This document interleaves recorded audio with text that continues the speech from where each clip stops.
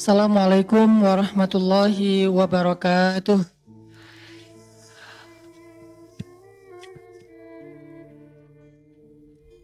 Innal hamdalillah nahmaduhu wa nasta'inuhu wa nastaghfiruh. Asyhadu an la ilaha illallah wahdahu la syarikalah wa asyhadu anna Muhammadan abduhu wa rasuluh.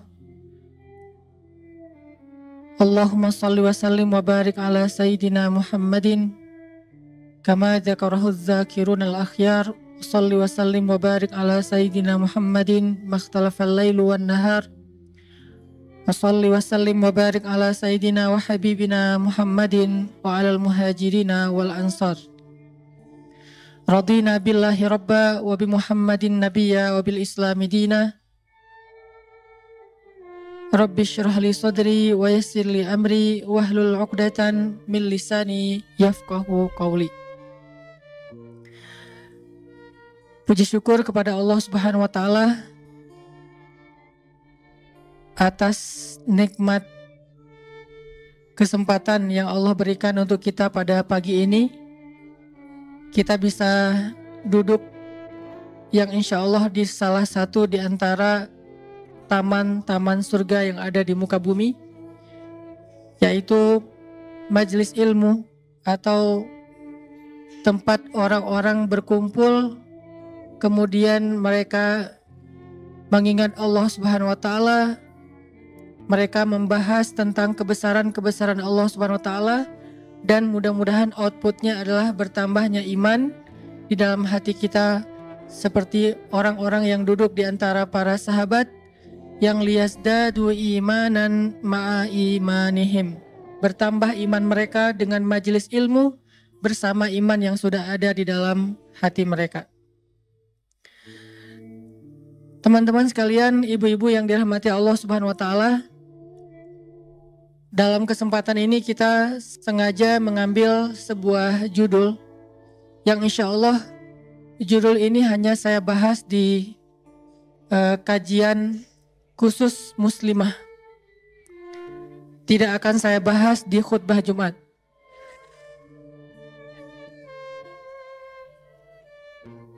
Kenapa demikian?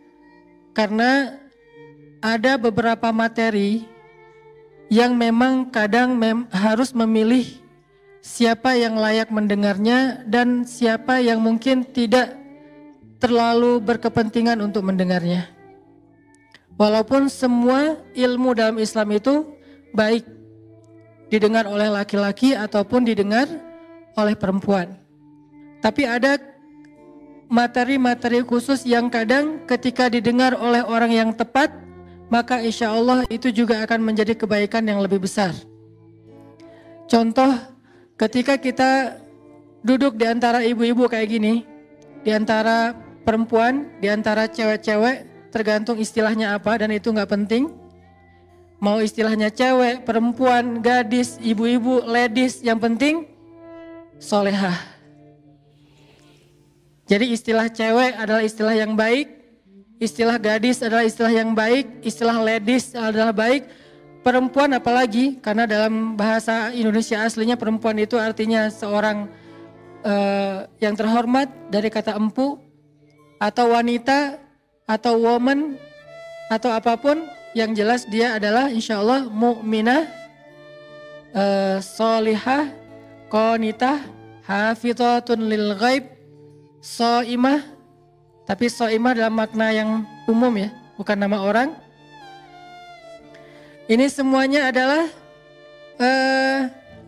ketika saya duduk di antara ibu-ibu atau di antara para perempuan kayak gini, saya membahas tentang hadis-hadis suami yang penyabar. Kira-kira efeknya apa? Saya bahas hadis-hadis bagaimana menjadi suami yang penyabar, bagaimana menjadi suami yang teladan, menjadi imam yang baik, menjadi ayah yang baik ke anak-anaknya. Kira-kira efeknya apa?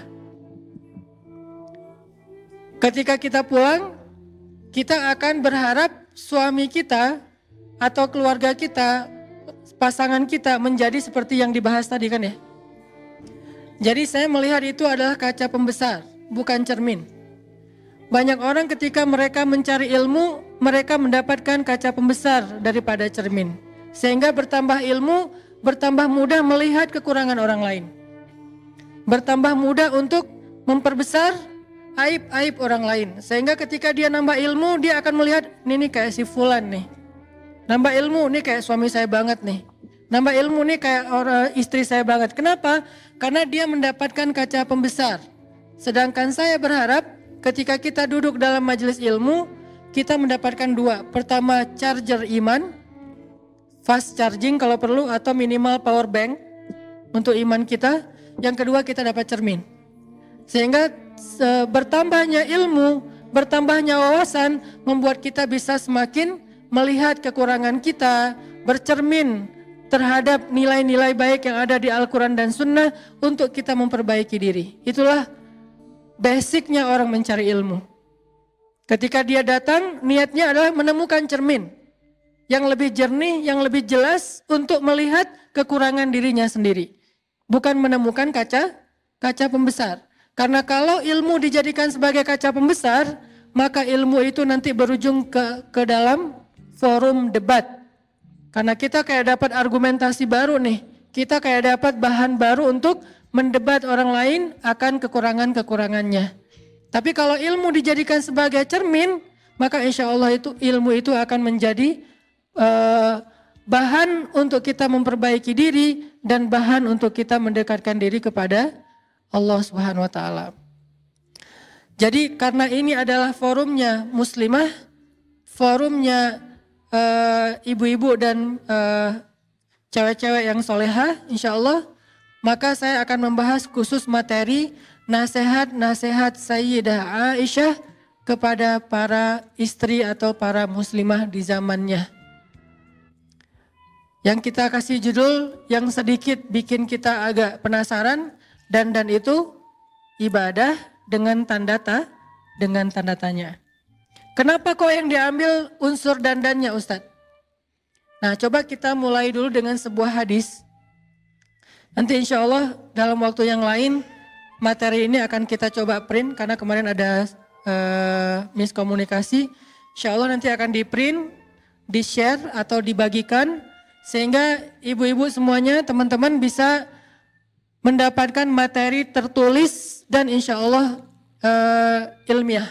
Walaupun bukan penulisan ilmiah yang baku, tapi ada dalil-dalil atau argumentasi ilmiah. Karena khusus kali ini saya akan mencoba membahasnya dari angle ilmiah. Saya tidak akan pakai bahasa storytelling, saya nggak akan pakai bahasa display, saya tidak akan pakai bahasa yang saya pakai dalam dakwah-dakwah selama ini di anak muda. Saya akan mengajak ibu-ibu sedikit kuliah. Semoga dengan kuliah yang lebih ilmiah ini, yang lebih argumentatif ini, kita nggak boring ya. Karena biasanya kan kalau saya menyampaikan materi saya agak capruk. Santai dan nggak terlalu banyak pakai riwayat. Walaupun sebetulnya itu adalah intisari dari riwayat. Karena saya juga belajar hadis ketika di Al-Azhar. Itu adalah translate dari hadis-hadis. Cuman kita nggak menyebutkan riwayatnya biar lebih light. Nggak terlalu bold. Tapi kali ini saya akan coba bahas dari angle yang lebih bold sedikit. Mudah-mudahan kita tidak salah paham. Sehingga dengan demikian kita akan bisa benar-benar tumakninah, merasa tenang dengan beberapa hal yang kita coba anggap sebagai satu kebenaran. Kita awali dulu dengan sebuah hadis dari Abu Hurairah radhiyallahu an. Hadis ini diriwayatkan oleh Imam An-Nawawi, disahihkan oleh Syekh Al-Albani, bahkan disebutkan juga oleh Imam Al-Qurtubi dalam tafsirnya tentang ayat pernikahan di surat Ar-Rum ayat 21. Nabi SAW bersabda, khairun nisa, perempuan yang paling baik atau istri yang paling solehah. Karena an-nisa dalam bahasa hadis kadang berarti perempuan secara umum, kadang berarti istri. Tergantung konteks hadisnya. Maka di dalam hadis ini an-nisa yang dimaksud di sini adalah istri. Khairun nisa, istri yang paling baik itu, istri yang solehah itu adalah ada 3 ciri-cirinya. 1, idza nazarta ilaiha sarratka. Kalau kamu melihat kepadanya, maka dia menyenangkan hatimu.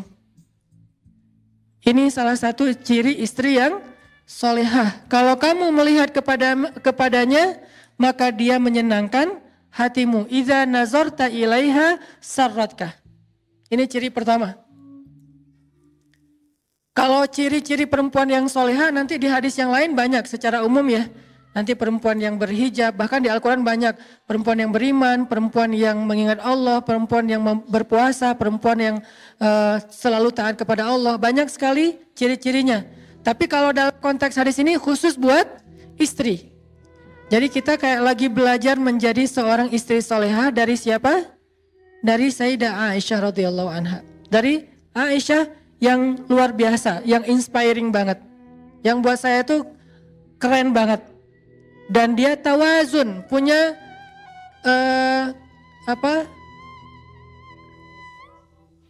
keseimbangan dalam segala hal.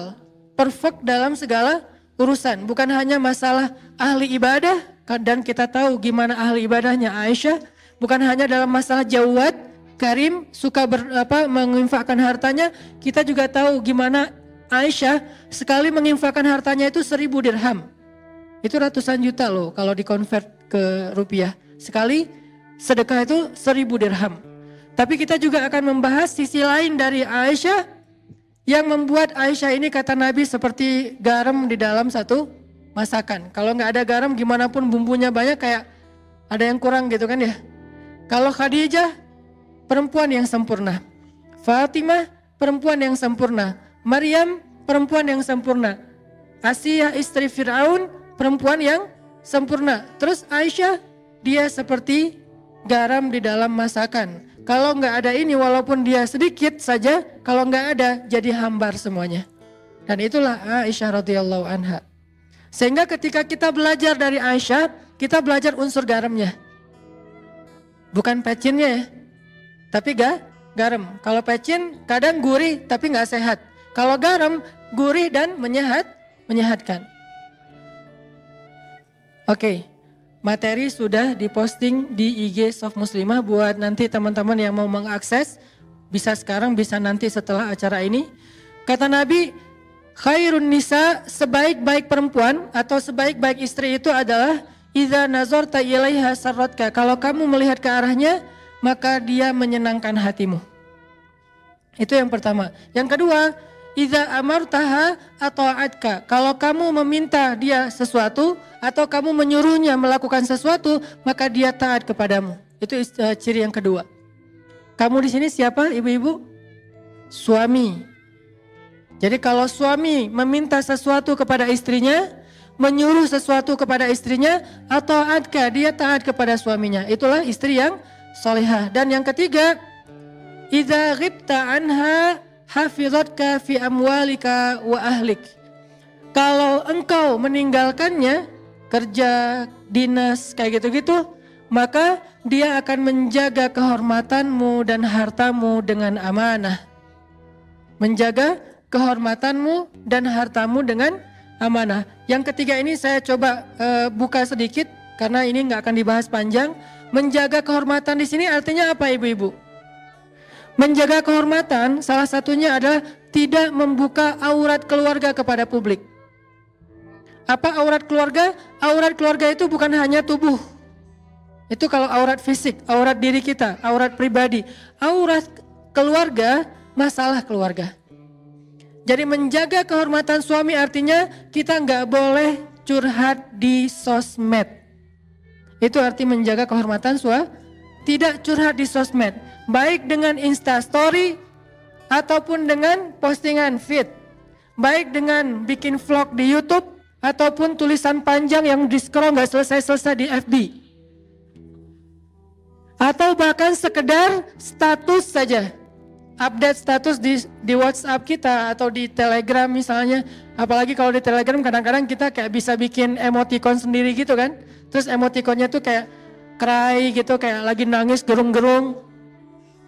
Atau jungkir balik, kayak guling-guling kayak gitu, terus kita kayak share gitu, ini loh ada emoticon baru tapi wajah-wajah kita lagi nangis, seolah-olah kita pengen semua orang tahu saya tuh lagi sedih, saya lagi ada masalah di keluarga, saya lagi ada kayak gini, terus kita kayak curhat gitu untuk menunjukkan bahwa pasangan kita, keluarga kita itu kayak nyakitin kita, Ini namanya membuka aurat keluarga. Dan ini artinya kita tidak menjaga kehormatan pasangan kita. Kalau itu yang kita lakukan, bukan soal soleh atau tidak. Soal Allah mau membantu kita atau enggak dalam masalah kita. Begitu kita membuka di ruang publik, maka Allah udah langsung, kalau bahasa sosmednya Allah langsung unfollow. Allah tuh gak suka banget dengan postingan kayak gituan. Sama kayak kita kalau ada postingan hoax, kalau ada postingan yang terlalu vulgar, kalau ada postingan yang kayaknya gak nyaman gitu kan kita unfollow ya. Allah, malaikat juga gitu. Allah itu nge-follow kita. Mana ayat Allah nge-follow kita? Wa huwa ma'akum aynama kuntum. Maka dia bersama kalian dimanapun kalian berada. La tahzan innallaha ma'ana. Jangan sedih, jangan khawatir, Allah bersama kita. Ma zannuka bisnain Allahu salisuhuma, kata Nabi. Kenapa kalian pikir kita cuma berdua? Bukankah Allah yang ketiga? Allah itu ngikutin kita. Allah itu membersamai kita kalau bahasa resminya. Tapi begitu kita posting sesuatu yang sifatnya aurat keluarga di ruang publik, maka Allah langsung unfollow. Bentuk unfollow-nya kalau yang paling ekstrim di surat At-Taubah, bara'atum minallah, Allah angkat tangan, gak mau lagi terlibat.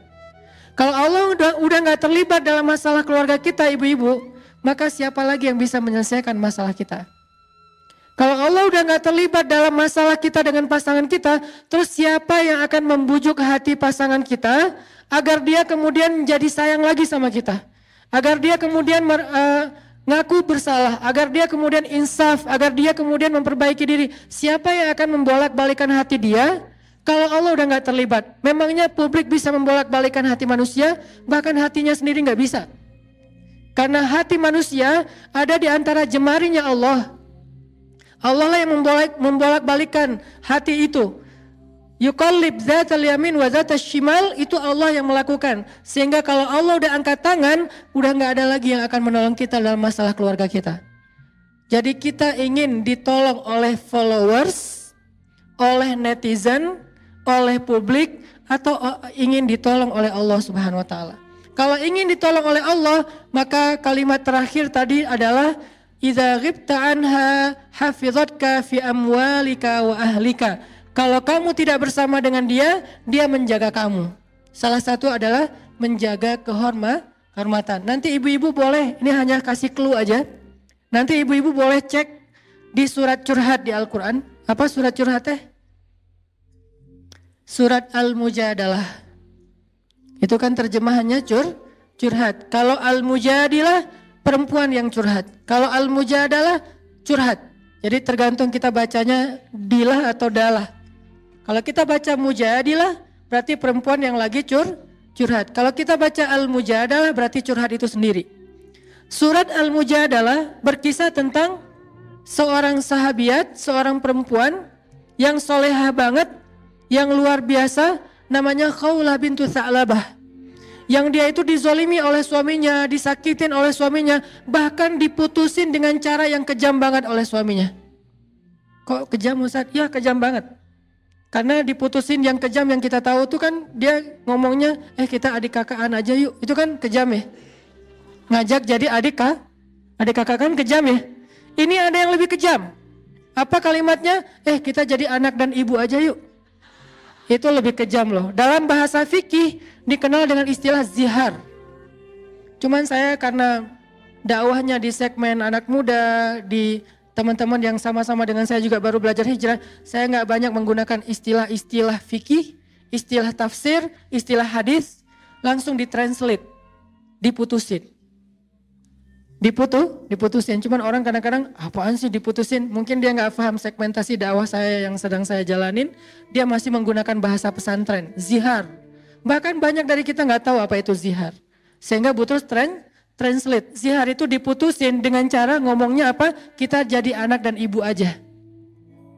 Itu lebih kejam daripada dulu ada yang mutusin kita jadi adik kakak aja. Kita temenan aja yuk, kita sahabatan aja yuk. Kamu udah aku anggap kayak sahabat sendiri kok. Kita udah nggak gitu-gitu amat lah gitu ya. Teman tapi gitu deh. Nah ini ada yang lebih kejam daripada teman tapi gitu deh. Apa? Kita jadi anak dan ibu. Artinya haram selama-lamanya seperti ibu haram bagi anaknya, bukan lagi istri. Akhirnya Khawlah ketika dizolimi oleh suaminya, dia curhatnya ke siapa ibu-ibu? Curhat kepada Allah, tapi minta fatwa kepada Nabi. Nanti coba baca pembukaan dari surat Al-Mujadalah. Kalau bisa 1 halaman, tapi fokus ke ayat pertamanya dulu, bahwa kalimatnya tujadiluka fi zaujiha wa tashtaki ilallah. Dia meminta pendapatmu tentang kata-kata suaminya, tapi dia curhatnya tashtaki, curhat ke Allah. Jadi dia tidak curhat kepada Nabi. Dia hanya meminta nasihat dari Nabi tentang kata-kata suaminya, kira-kira menjatuhkan talak apa tidak. Kalau bahasa sekarang tuh istifta, meminta fatwa kepada ustadz. Ustadz, suami saya bilang gini, kamu buat saya itu seperti ibu, kira-kira itu jatuh talak gak ustadz? Cuman segitu doang.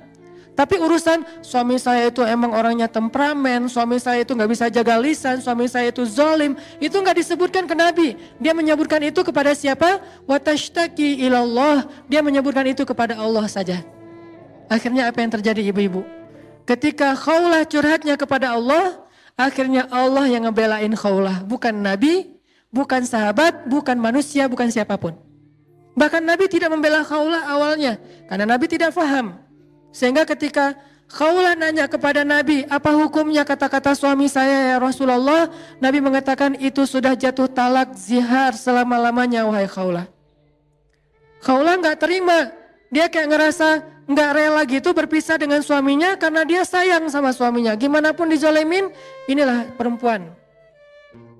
Kadang-kadang dia sakit hati, tergores, tapi di balik semua itu cintanya tuh kadang luar biasa ya, lebih daripada laki-laki. Walaupun dia mungkin sedikit gampang tergores, tapi kalau udah sampai ke hal-hal yang sifatnya sakral, dia lebih tahan banting dibandingkan laki-laki. Laki-laki dengan mudahnya mengeluarkan kata talak apa segala macam. Pada akhirnya perempuan yang akhirnya minta kalau bisa ini nggak jatuh talak, Ustadz gimana suami saya ngomong kayak gini. Yang akhirnya mencari solusi cewek, ibu-ibu, istri. Sehingga ketika Nabi bilang itu sudah jatuh talak, Khawlah kayak ngerasa sedih dan nggak rela gitu. Masa ya Rasul, ya wahai Khawlah, nggak bisa balikan lagi, nggak bisa wahai Khawlah. Artinya apa? Nabi aja nggak bisa ngebelain Khawlah. Padahal Nabi kurang apa coba? Nggak ada lagi manusia yang lebih baik daripada Rasul. Tapi nggak bisa ngebela Khawlah. Kenapa? Karena manusia. Tapi Khawlah curhatnya kepada Rabbnya manusia, kepada pemilik hati, kepada yang maha tahu segala sesuatu.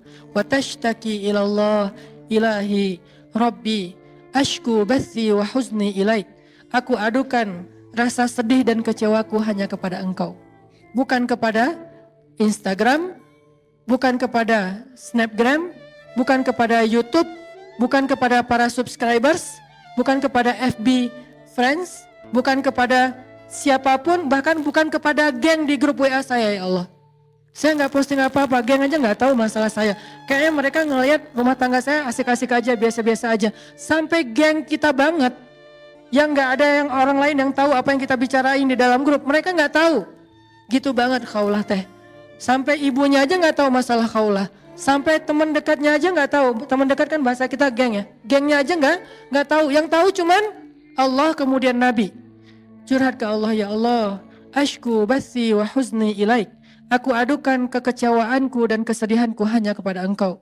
Aku kecewa ya Allah. Aku sedih ya Allah. Aku nggak terima diginiin ya Allah. Akhirnya Allah yang membela Khawlah dengan menurunkan 1 halaman penuh dari surat Al-Mujadalah. Bentuknya adalah pembelaan kepada Khawlah.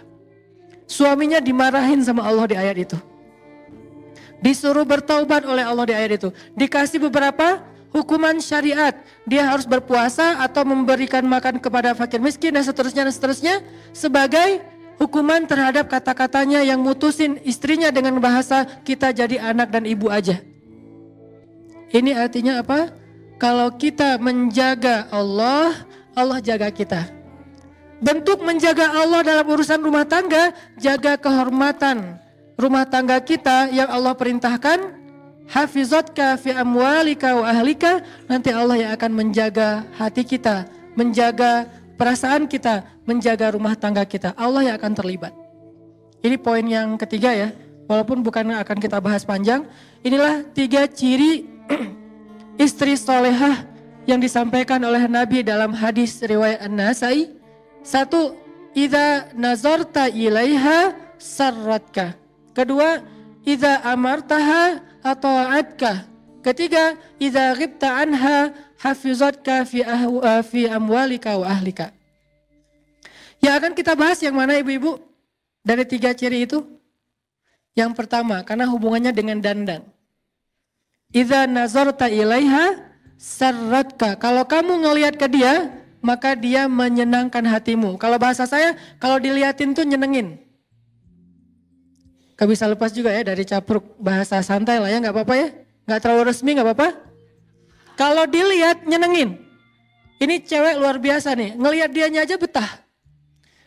Seorang istri yang soleha buat suaminya itu betah melihat ke arah dia. Kenapa? Itulah salah satu cara agama menjaga pandangan laki-laki adalah dengan menyuruhnya menikah.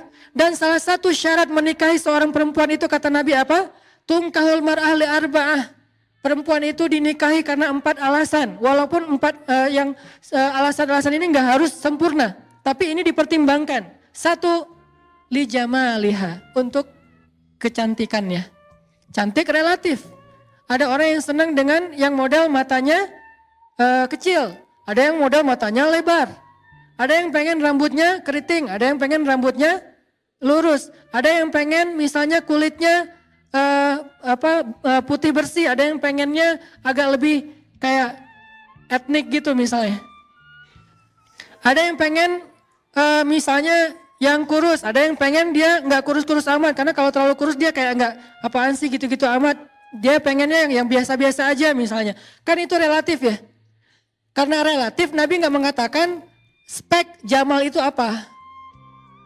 Spek dari cantik itu apa enggak, hanya disebutkan karena kecantikannya. Bahkan walaupun ini bukan yang paling penting disebut di awal tetap.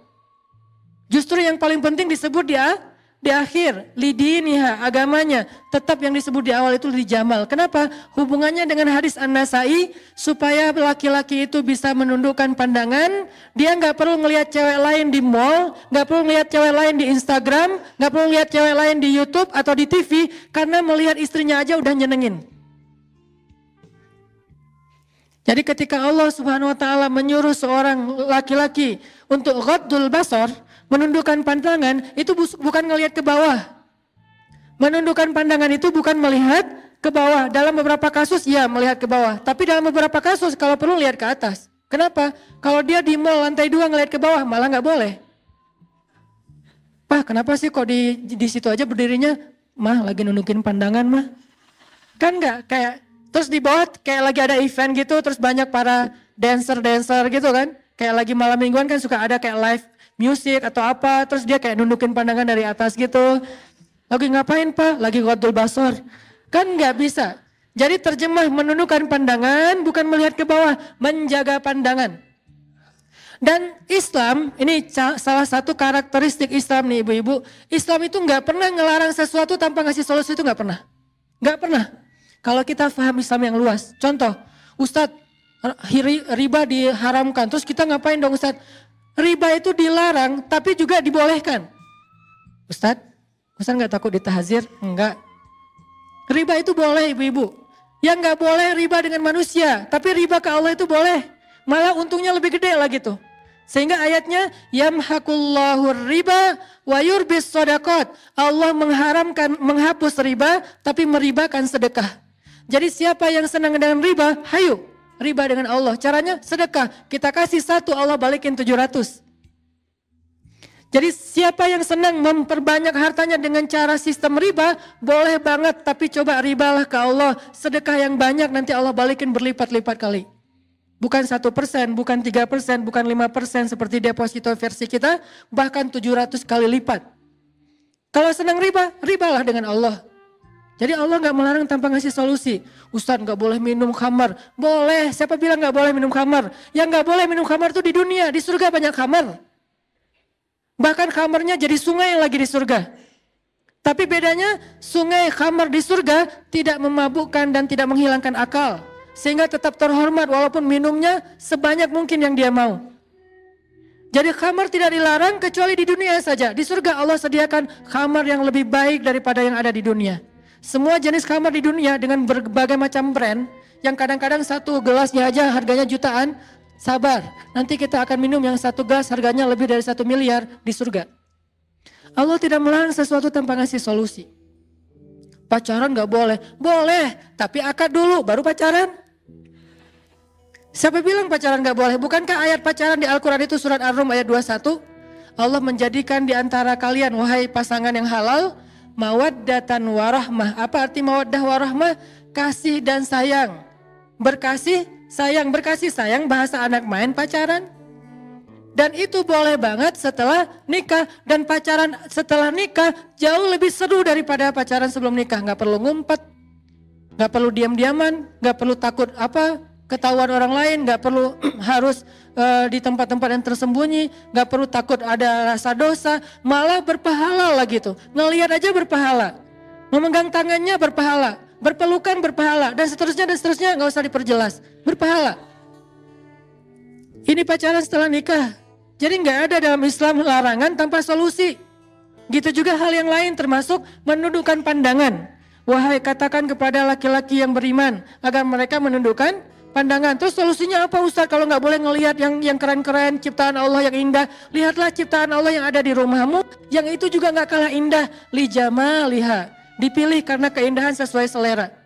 Apa yang engkau lihat dari seorang istrimu? Sehingga ketika ada seorang laki-laki muhajirin mau menikahi seorang perempuan Ansor di zaman Nabi, terus Nabi nanya, datang ke Nabi, dia ngomong gini, ya Rasul, saya pengen nikah gitu, pengen update status. 2019 ganti status. Saya pengen 2019 ganti status. Oh, bagus kata Nabi.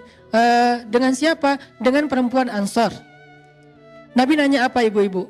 Apakah kamu sudah melihat dia? Enggak ya Rasul, kan saya orangnya kayak soleh gitu kan, enggak ngelihat gitu kan, enggak ada. Bahkan ta'aruf aja enggak, kayak dijodohin aja. Kamu mau enggak nikah sama anak saya? Insya Allah dia amanah, soleha. Oh mau. Ternyata modal soleh juga tetap diperbaiki sama Nabi, gak cukup kayak gitu doang.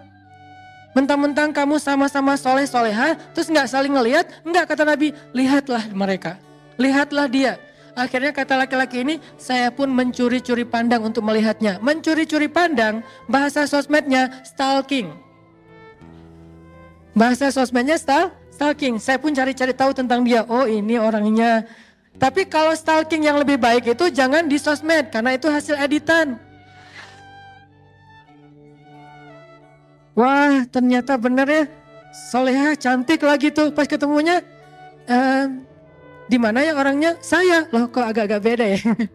Ini gara-gara apa? Hasil editan. Di sosmed itu ngeditnya sampai 3 kali loh.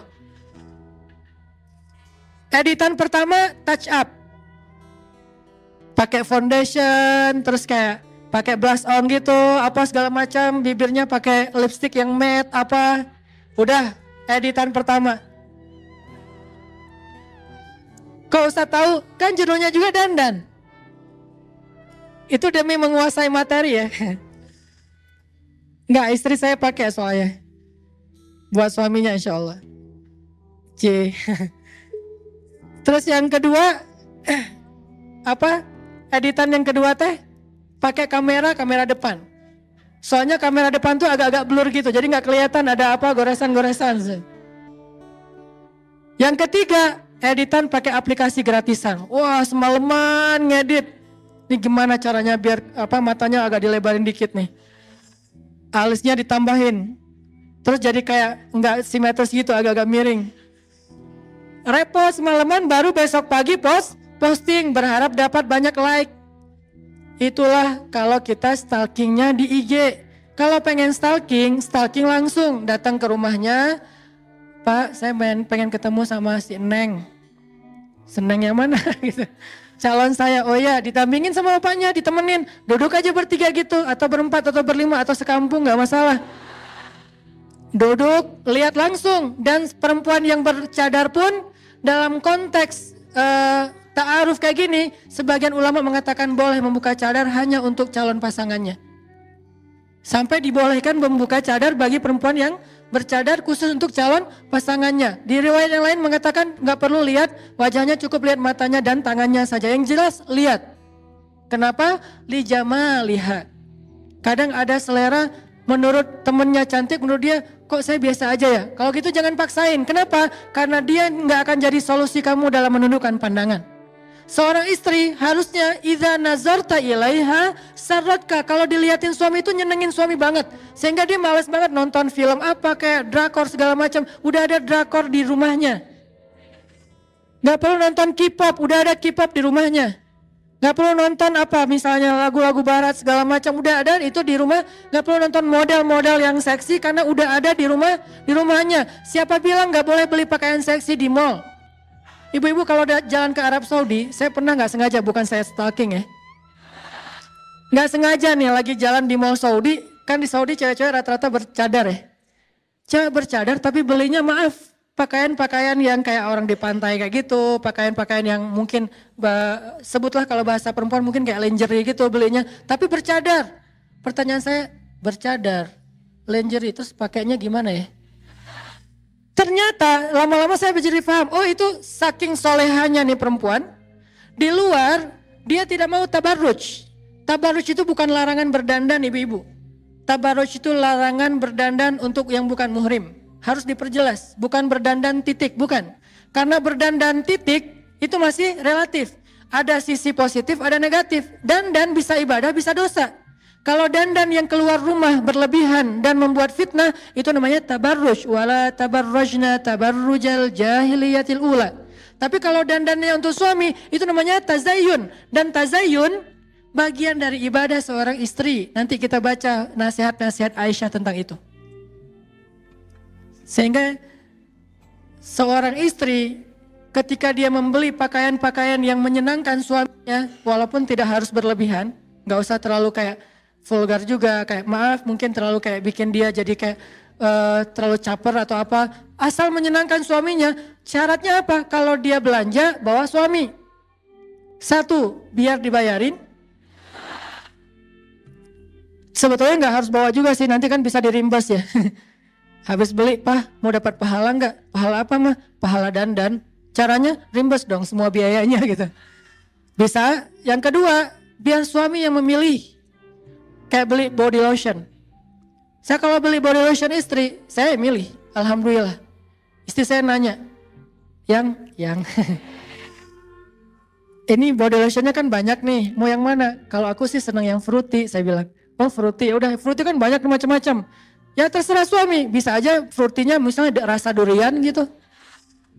Aku sih yang durian aja boleh nggak? Oh boleh, beli aja. Pakai. Rumah kita kenapa ya kayak lagi musim durian? Iya, body lotion gitu. Terserah suami deh. Kenapa? Karena kita ingin menyenangkan. Kan niat awalnya itu kan. Idza nazarta ilaiha sarratka. Jadi benar-benar suami itu kayak betah banget di sebelah istri karena body lotionnya juga kayak aroma kesukaan dia banget. Misalnya kayak fruitinya tuh strawberry atau mungkin apa kayak gitu-gitulah yang saya juga nggak ngerti. Kalau saya taunya beberapa doang misalnya. Nah itu bisa bikin terus kayak beli parfum. Parfumnya yang kayak gimana? Aku yang seneng yang ada kayak manis-manisnya gitu. Oh ya udah vanilla aja ya, vanilla, beli aja vanilla. Jadi kalau kayak pakai baju terus pakai parfum vanilla di sebelah suami kayak merasa kamu harum banget sih. Karena harum itu bukan cuma parfum. Selera parfum kan orang private banget ya. Suami kita yang tahu dia lebih senangnya apa. Terus kayak pakaian, dia senangnya yang warna apa, bukan kita senangnya warna apa. Kalau mau beribadah, kalau kita senangnya warna apa, nggak ada nilai ibadah, atau mungkin juga nggak dosa, biasa-biasa aja, mubah gitu. Saya senangnya ungu, dari ujung rambut sampai ujung kaki ungu. Sampai setir mobil ungu, jok mobil ungu, kalau perlu bannya juga ungu. Kenapa? Kayak ungu fans banget lah ya pokoknya. Tapi kalau suami kita bilang, aku sih senangnya black on black sih. Soalnya suaminya anak street banget kan gitu ya. Jadi kayak anak jalan banget, jadi senangnya black on black. Ya udah black on black kan soleha banget ya. Semuanya hitam, serba hitam gitu. Sampai akhirnya pakai lipstick juga hitam misalnya. Nah, mama sehat. Kenapa? Terlihat seperti orang sakit kan. Ya pokoknya suami yang memilih sampai warnanya atau apa. Ini insya Allah akan jadi ibadah banget ibu-ibu. Kenapa? Itu bisa jadi solusi kalau suami disuruh tundukkan pandangan, dia punya pandangan yang bisa membuat dia itu bisa mengalihkan sesuatu yang negatif menjadi yang positif. Lihat istri aja. Terus nanti di dalam hadis yang lain, ini kalau kita explore komparasi beberapa hadis, karena metode belajar di Al-Azhar adalah metode komparatif. Kita itu nggak dibolehin banget di Al-Azhar itu, SOP kampus Al-Azhar itu nggak boleh menyimpulkan sesuatu tanpa mengambil beberapa referensi dalil. Jadi nggak boleh satu hadis langsung menyimpulkan fatwa, nggak boleh di Al-Azhar itu, nggak boleh banget.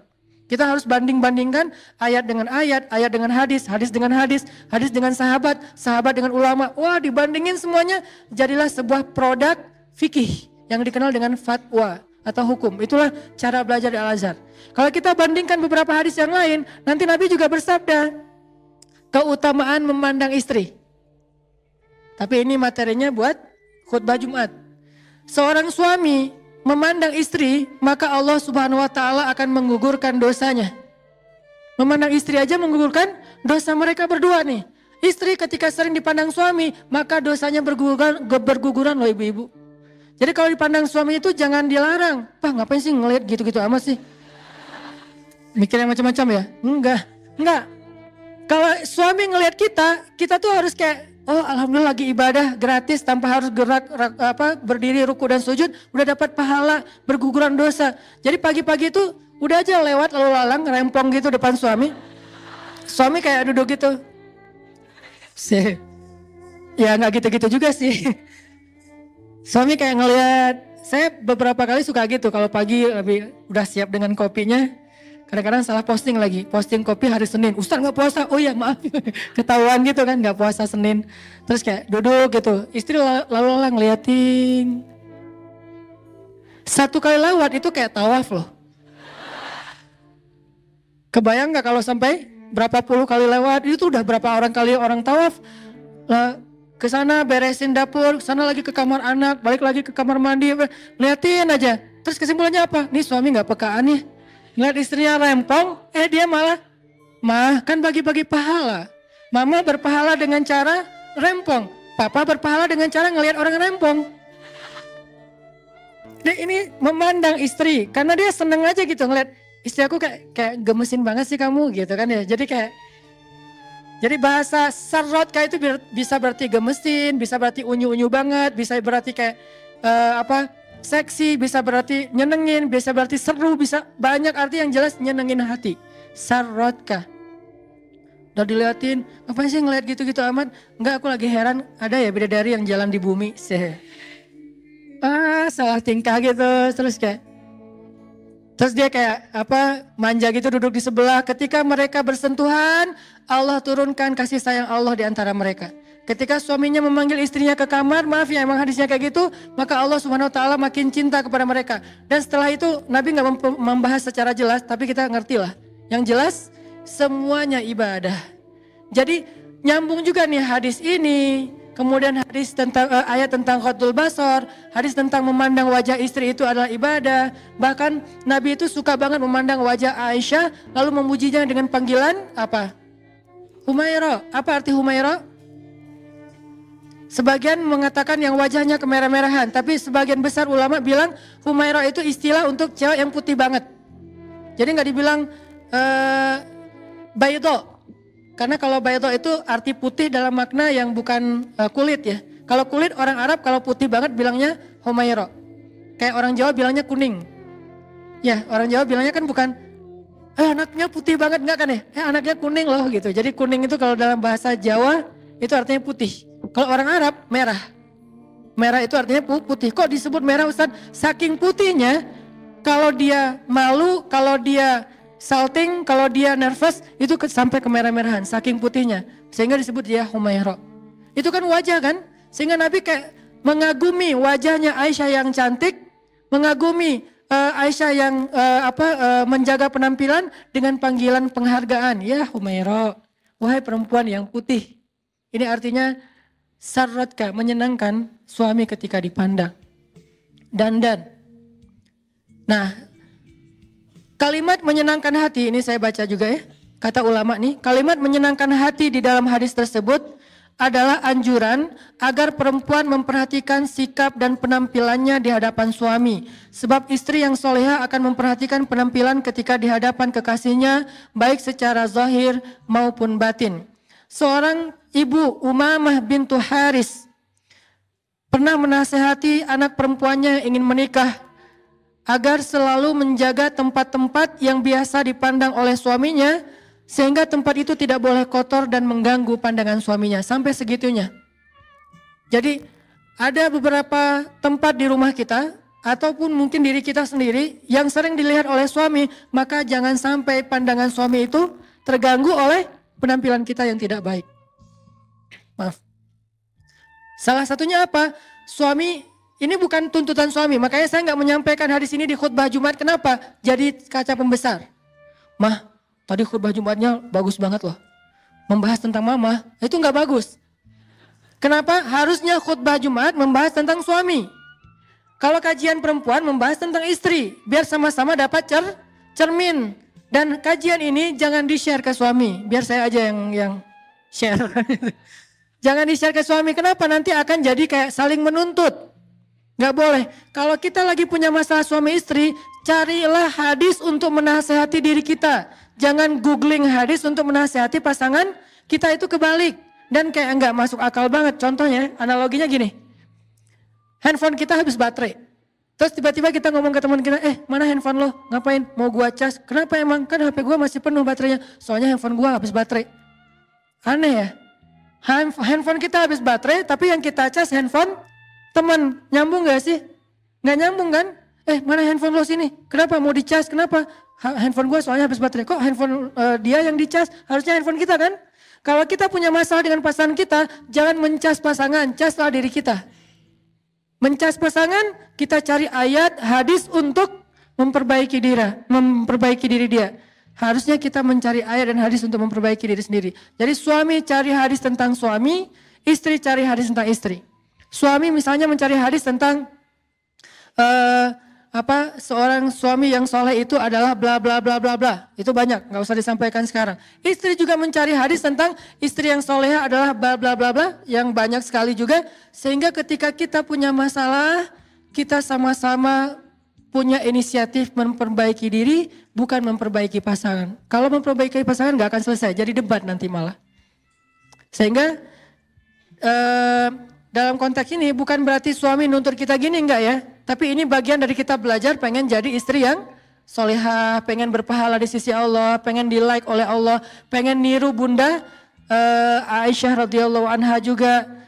Sehingga saking solehahnya Aisyah, saking disayangnya Aisyah oleh Nabi, sampai Jibril menitipkan salam kepada Aisyah. Sampai Jibril aja ngirim salam buat Aisyah. Jadi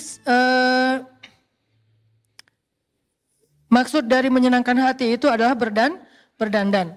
Nabi SAW bersabda, jihadnya seorang perempuan adalah berbakti kepada suami. Dalam bahasa hadis disebut dengan husnut taba'ul. Apa arti husnut taba'ul? Husnut taba'ul itu artinya berbakti kepada suami. Nanti ada lagi nasihat-nasihat Nabi. Kata Nabi SAW, tiga golongan manusia yang tidak diterima sholatnya dan tidak akan naik amal solehnya ke langit. 1. Budak yang melarikan diri sampai dia kembali kepada tuannya. 2. Perempuan yang mengecewakan suaminya sampai suami itu ridho. Dan 3. Peminum yang sedang mabuk sampai ia sadar. 3 golongan manusia yang tidak akan diterima amal solehnya dan tidak akan dimasukkan ke dalam surga. Siapa? Salah satunya istri yang mengecewakan suaminya sampai kemudian suaminya ridho kepada dia. Tentunya ini bukan hanya masalah penampilan pasti ya. Karena kalau penampilan doang insya Allah nggak akan sampai kecewa. Lebih kepada attitude, sikap, tingkah laku. Aisyah radhiyallahu anha sangat memperhatikan penampilan di hadapan Nabi SAW. Ini coba ibu-ibu dengarkan baik-baik, ini penting banget. Aisyah sangat memperhatikan penampilan di depan Nabi. Dan ia tidak ingin Nabi melihat dirinya kecuali dalam keadaan menyenangkan beliau. Suatu ketika Nabi SAW masuk menemui Aisyah dan di tangan Aisyah ada perhiasan yang terbuat dari dedaunan. Jadi Nabi baru pulang kerja gitu kalau bahasa kita. Atau kalau dalam bahasa hadis baru pulang berdakwah, baru pulang berjihad. Sampai di rumah Nabi menemui Aisyah. Aisyah sedang memegang perhiasan yang terbuat dari dedaunan. Yang perlu kita catat, Aisyah itu seorang perempuan yang sangat brilian, smart, kreatif. Itu Aisyah. Bukti kreatif, banyak barang-barang yang biasa aja di tangan Aisyah jadi bernilai. Itu Aisyah banget. Ada daun jadi bernilai sesuatu yang kreativitas luar biasa. Karena anaknya smart banget. Karena ceweknya itu brilian banget. Sehingga di tangan Aisyah segala sesuatu jadi bernilai. Jadi di tangan Aisyah itu ada kayak perhiasan dari daun. Nabi bertanya, ini apa wahai Aisyah? Kata Nabi. Dan kalimat ini harus dibaca dengan nada storytelling ya. Bukan nada khutbah. Kalau nada khutbah, ini apa wahai Aisyah? Kan gak enak ya. Jadi kayak Nabi baru pulang-pulang tiba-tiba teriak, ya Aisyah apakah ini? Apaan ya? Ini jadi gini ya. Storytelling tetap harus dipakai. Ini apa Aisyah? Karena Nabi kalau ngomong sama istrinya gak pernah teriak kan? Gak pernah bentak, gak pernah teriak, ngomongnya lembut. Ini apa Aisyah? Apa jawaban Aisyah? Ini aku pakai berhias untukmu wahai Rasulullah. Jadi ketika Nabi pergi, Aisyah ngapain? Bikin hiasan, bikin sesuatu yang bisa dia pakai ketika Nabi pulang, dia pakai untuk menyenangkan Nabi. Cuman kebenaran Nabi pulang dadakan gitu, Nabi ketuk pintu dibuka sama Aisyah dan di tangan Aisyah masih ada hiasan itu yang belum jadi. Terus Nabi nanya, ini apa Aisyah? Ini mau saya pakai untukmu ya Rasulullah, supaya menyenangkan hati Rasulullah SAW. Apakah ini sesuatu yang dianggap tidak penting? Kalau gitu kita menganggap Aisyah melakukan hal yang gak penting dong. Kalau kita menganggap Aisyah melakukan hal yang sia-sia, gak mungkin. Aisyah itu brilian banget, soleha banget, maka apa yang Aisyah anggap penting, maka itu ibadah. Apa yang Aisyah anggap penting, maka itu amal soleh. Kalau Aisyah sampai segitu-gitunya memperhatikan berhias untuk Rasulullah, berarti berhias untuk suami itu adalah ibadah dan amal soleh yang penting insya Allah. Apalagi dalil yang lain. Begitulah Aisyah radhiyallahu anha bersungguh-sungguh dalam berdandan untuk membahagiakan Nabi. Sehingga ia memperhatikan hal-hal yang kecil agar Nabi melihatnya dalam keadaan penampilan terbaik. Sampai terkadang ia sibuk mengurus dandanannya untuk Nabi dan melewatkan satu majelis ilmu bersama Nabi. Ini kata ulama. Saking sibuknya Aisyah berdandan untuk Nabi, kadang-kadang Aisyah gak hadir dalam majelis ilmu bersama Nabi. Coba, seolah-olah kadang-kadang berdandan lebih utama daripada duduk di dalam majelis ilmu. Terkadang, bukan selalu ya. Kenapa gak ikut talim kemarin? Lagi dandan. Oke. Terus besoknya, kok gak ikut lagi? Kan dandan.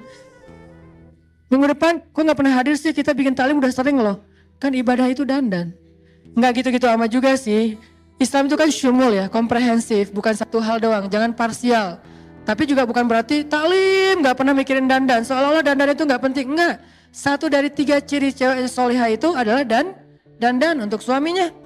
Nah Aisyah sampai gak hadir dalam majelis ilmu bersama Nabi gara-gara lagi sibuk berdandan. Apa dalilnya Ustadz?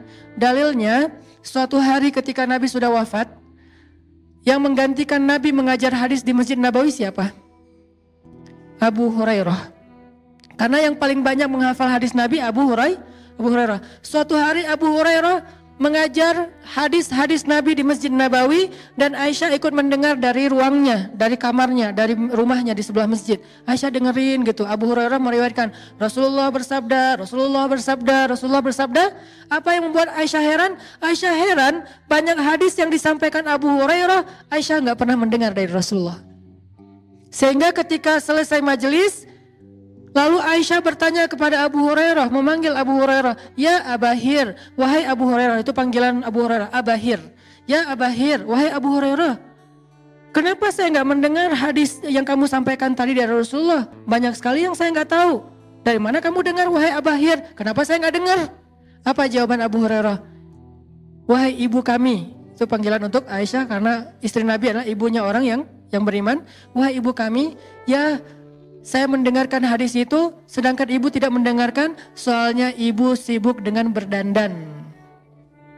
Jadi saya mendengarkan hadis ketika ibu lagi sibuk berdandan. Ini bukan sindiran, ini bukan celaan untuk Aisyah, tapi ini untuk menunjukkan bahwa Aisyah ada kalanya waktunya dia lagi repot dengan dandanannya sampai tidak sempat menghadiri majelis hadis bersama Rasulullah SAW. Sehingga jawaban Abu Hurairah, ya hadis itu enggak ibu dengarkan karena saya tidak disibukkan dengan berdandan seperti ibu untuk Rasulullah SAW. Ini dalil para ulama yang jarang diangkat, angle-nya enggak ke sini. Jadi saya pernah sih dengar beberapa ustadz cerita tentang hadis yang sama, cuman angle-nya apa? Angle-nya tentang Abu Hurairah menghafal hadis lebih banyak dari Aisyah. Tapi kalau saya ngambil angle yang lain, walaupun itu juga benar. Angle yang lain apa? Ternyata saking sibuknya berdandan, terkadang Aisyah sampai nggak sempat hadir dalam majelis hadisnya Rasulullah SAW. Padahal Aisyah tahu majelis ilmu itu pahalanya luar biasa. Tapi karena lagi dandan, ya udah deh tanggung. Ini dikit lagi masa mau sebelah doang kan ya? Ya udah 2. Majelis ilmu udah kelewat. Ya gimana lagi? Insya Allah itu juga ibadah dan yang ini juga ibadah. Ini menjadi bukti bahwa Aisyah sangat memperhatikan penampilannya di depan Rasulullah Shallallahu Alaihi Wasallam. Diriwayatkan oleh Bakrah bin Utbah bahwa suatu hari ia menemui Aisyah radhiyallahu anha binti Utbah, bahwa suatu hari ia menemui Aisyah dan bertanya tentang memakai hina. Apa itu hina? Tato syariat. Tato tapi boleh. Tadi Islam tidak melarang sesuatu tapi nggak ngasih solusi. Tato ya dilarang, itu sepakat. Nggak ada ulama yang ikhtilaf tentang itu. Nggak ada mazhab. Oh yang mazhab Syafi'i nggak boleh, mazhab Hambali boleh. Nggak. Tato sepakat nggak boleh. Tapi ada solusi, ada hina. Khusus buat cewek, maka hina menjadi tato yang tidak permanen, bahkan bernilai ibadah kalau dilakukan untuk suami. Bakrah bintu Utbah pernah mendatangi Aisyah bertanya tentang masalah memakai memakai hina. Hina ini mirip dengan tato, dia dilukis di tubuh seorang perempuan, baik di tangannya atau di lehernya atau di bagian yang lainnya, di kakinya, dengan gambar yang terserah suami. Tanya ke suami, yang kamu mau gambar tato apa? Aku bunga boleh nggak? Bunga apa? Kaktus gitu. Oh ya nggak apa-apa. Gambar kaktus yang duri-durinya banyak. Terserah suami, aduh aku mau mawar. Oh ya boleh. Atau aku mau pengen kayak tato gitu, gambarnya kupu-kupu boleh nggak? Boleh. Kupu-kupu boleh, kelelawar boleh, buaya juga boleh, nggak masalah. Apa aja lah terserah suami, yang jelas berhias dengan bahan tumbuhan yang thayyibah kata Aisyah. Ditanya oleh Bakrah bintu Utbah, kata Aisyah tentang hina, hina adalah pohon yang baik dan air yang bersih. Hina adalah pohon yang baik dan air yang bersih. Artinya memakai hina dari bahan pohon yang itu, tumbuhan yang itu, yang hina itu, maka itu sesuatu yang thayyibah, baik. Untuk suami apalagi berpahala di sisi Allah SWT. Kalau di kita nyebutnya pacar ya. Jadi pakai daun pacar. Itu tato syariat. Jadi buat yang seneng tato, nggak usah khawatir. Kalian nggak perlu pakai tato-tato yang dilarang oleh agama, karena bertato nggak akan masuk surga. Salah satu di antara 70.000 golongan yang akan masuk surga tanpa azab, tanpa hisab apa? La yaktaun. Apa arti la yaktaun? Mereka tidak mensetrika tubuhnya. Kalau bahasa letterlock ya. Arti mensetrika tubuh, membuat tato kata ulama hadis. Gak apa-apa, tato gak boleh, tapi ada solusi, hina. Sehingga yang senang melukis di tubuhnya, lukislah tubuh teman-teman perempuan hina oleh seorang seniman yang bagus, tentunya akhwat sendiri, di bagian-bagian yang masih wajar dan ditujukan untuk suami. Maka itu thayyibah kata Aisyah, itu baik.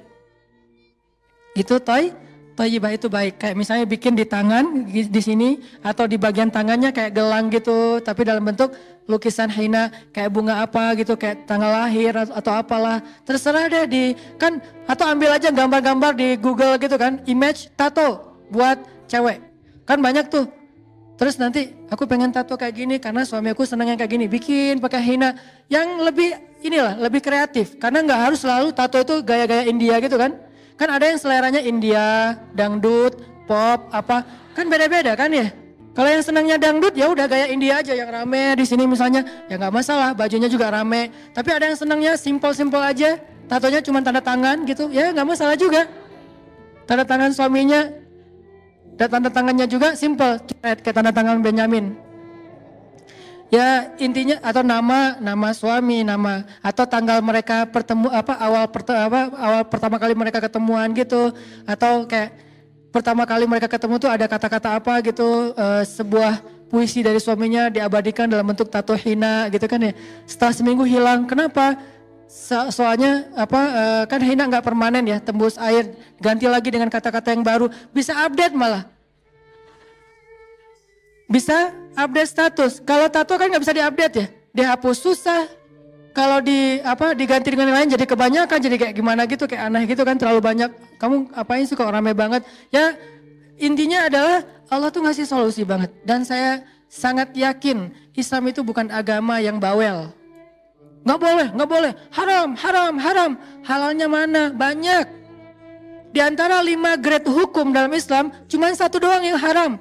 Yang ini halal 4-4-nya. Coba kita bikin grade ya. Grade hukum dalam Islam.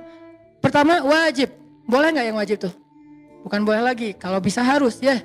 Kecuali ada uzur syar'i. Harus. Berarti boleh dilakuin.